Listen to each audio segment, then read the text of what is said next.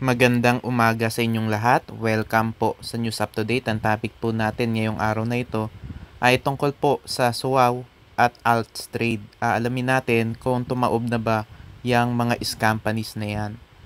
Yang SWOW Energy Scam at yung Alts Trade Scam ay na-issue na po yan ng advisory ng Securities and Exchange Commission. Pero ayaw pong maniwala ng mga members dahil meron pa raw payout. Pero ngayon po ay wala na pong payout sa SWOW pati na rin sa Alts Trade. Sa scam na Alts Trade ay wala na rin pong payout at nagrereklamo na po ang mga members at wala na rin pong paramdam ang kanilang CEO. Ganyan po ang ginagawa ng mga CEO kapag patakbo na o tumakbo na sila. Kaya nga mga kababayan, dapat habang maaga pa lang ay umiwas na po kayo sa mga Ponzi scheme dahil papadamahin lang po kayo niyan. Iha-hype lang kayo pero kapag nabot na nila yung quota nila, bigla na lamang po yung maglalaho. Basahin natin yung mga comment ng mga members nila. Sir Jonel, scam ba talaga ang Alts Trade? Bakit naman ganun? CEO, bakit naman po bigla nawala ang Alts Trade? Request payout ko na po ngayon. Sa mother ko pa naman po yung pera na ininvest ko. Sana man lang kahit yung na-invest ko, maibalik na lang para maibigay ko sa mother ko. Mga kababayan, ganyan po talaga ang mga companies. Wala po yung pakialam kahit na yung ipapasok ninyong pera dyan o ipipay-in ninyo ay gagamitin nyo para sa pampagamot ninyo, sa operasyon ninyo, sa pagbabayad ng kuryente, tubig, o para sa tuition. Wala po silang pakialam at hindi na po nila ibabalik ang pera ninyo. Kaya nga mga kababayan, umiwas na po kayo dyan sa mga companies dahil sakit lamang po sa ulo ang ibibigay niyan sa inyo. Sa scam na SWOW ay wala na rin pong payout at dun nga po sa Telegram nila ay naglalabas pa sila ng mga peking screenshots ng mga payout. Pero nabuko sila kasi yung date ay 2023 pa. Pero 2024 na ngayon. So doon po mga kababayan na booking na yung mga screenshots ay edited lang para nga paasahin yung mga members. Alam naman natin na yung mga companies na yan ay pinapaasa pa yung mga members para meron pa sila mahikayat na mag-pay in. At maaring ang exit scam nila ay manghihingi sila ng pera doon sa mga investors. Sasabihin nila pangbayad ng tax o maaring pang insurance para daw mabawi yung pera ng mga investors. Pero sa totoo, pandagdag lang yun sa itatakbo nila at kapag nagbayad kayo ay mas malaki lang yung mawawala sa inyo. Kaya mga kababayan, wag po kayo magbabayad kapag hiningan po kayo ng pera ng mga companies. Dahil magbayad man kayo o hindi, ay hindi naman nila ibabalik ang pera ninyo. Ang dapat po ninyong gawin ay mag-file na po ng reklamo para magkaroon kayo ng tsansa na mabawi yung pera ninyo. Pero tandaan po ninyo na maliit na lamang po ang tsansa na mabawi ang pera ninyo dahil nakuha na yan ng mga scammers. Na-withdraw na po yan ng mga scammers doon sa bangko nila. At meron pang pa-anniversary summit ang SWOW para nga pampahype para mag-invest yung mga members. Pero alam naman natin na kapag meron na mga ganyang malaking event daw, ay patakbo na po ang isang company katulad nga ng ginawa noon ng Mocha Farm, 'di ba?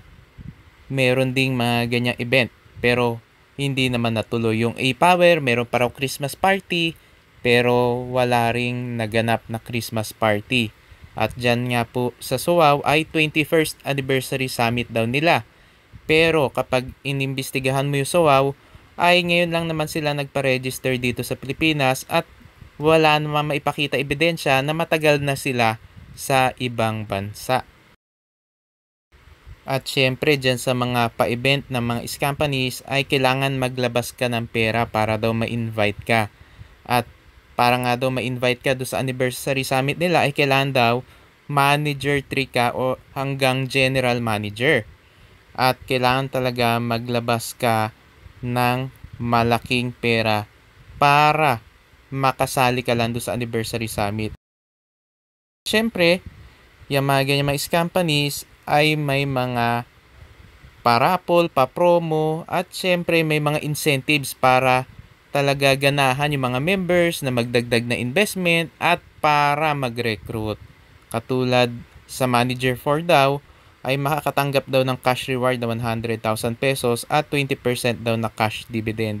Pero alam naman natin na pambobola lang yan. At yun daw General Manager ay makakatanggap daw ng kotse na worth 3 million pesos at cash dividend na 30%. Pero alam naman natin na puro pang-hype lang yan. At meron din daw on-site lottery. At ang total prize pool daw ay 500,000 pesos. At syempre may mga iba pang pang-uuto ang mga companies. Dahil yun daw mga travel expenses ay i-reimburse daw ng SOAW. Alam naman natin na marami na pong mga companies ang nagsabi na i-reimburse daw nila yung gagastusin ng mga members nila na a-attend. Pero hindi naman yun totoo dahil wala naman talagang event na magaganap at hindi sila maglalabas ng pera para i-reimburse yung mga travel expenses dahil itatakbo na nila yung pera. Yan po ang totoo sa mga companies. At sinasabi pa nila na yun daw mga senior executives na galing daw do sa British headquarters ay dadating daw dito sa Pilipinas. Pero hindi naman nila maipakilala kung sino ba yung mga executives nila sa SOAW. Mga kababayan, kumpirmado na po natin na wala na po ang SOAW at Altstrade. Pinapaasa na lang nila ang mga members nila at hinahype na lang.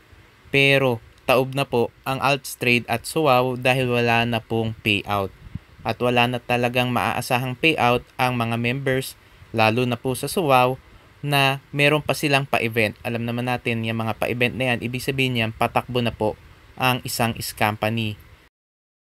Kaya nga mga kababayan, kailangan maging maingat tayo at huwag basta-basta maniniwala sa mga panghahype. Dapat po i-check po ninyo kung mayroon sila secondary license. At kapag wala po, ay dapat umiwas na po kayo. At kapag meron silang pinakita secondary license, dapat po i-check po ninyo sa Securities and Exchange Commission dahil may mga companies po na namimeke ng dokumento. At naglabas na po ng advisory ang SEC laban po sa SOAW, pati na rin po sa Altstrade. Dapat po iniwasan na po ninyo yan dahil kumpirmadong scam po yang SOAW at Altstrade. Mga kababayan, wag po kayong magpapaniwala doon sa mga nagre-recruit sa inyo at doon po sa mga nangha-hype dahil alam naman natin na yung mga Ponzi schemes na yan ay maring magbigay ng payout sa umpisa pero alam naman natin na sa huli tatakbuhan po kayo niyan kapag naabot na nila yung quota nila ay bigla na lang po yung maglalaho o kapag konti lang yung sumasali ay bigla na rin po yung maglalaho. Kaya dapat po maging maingat dahil ang modus po ng SOAW ay katulad lang din po ng modus ng ePower, ng Mocha Farm, ng Kowe, ng Cashbaka at iba pang mga scams. At yung Altstrade ay katulad lang din ng iba pang mga crypto trading scams. Kaya dapat maging maingat tayo at huwag maniniwala sa mga panghahype. At kapag too good to be true ang mga offers, dapat maging maingat lalo tayo. At dapat nga, lagi natin i-check ang website ng SEC dahil naglalabas po sila ng advisory doon para po makaiwas tayo sa mga nagkalat na mga investment scams. Mga kababayan, maraming salamat po sa inyong patuloy na pagsuporta sa aking channel. God bless po.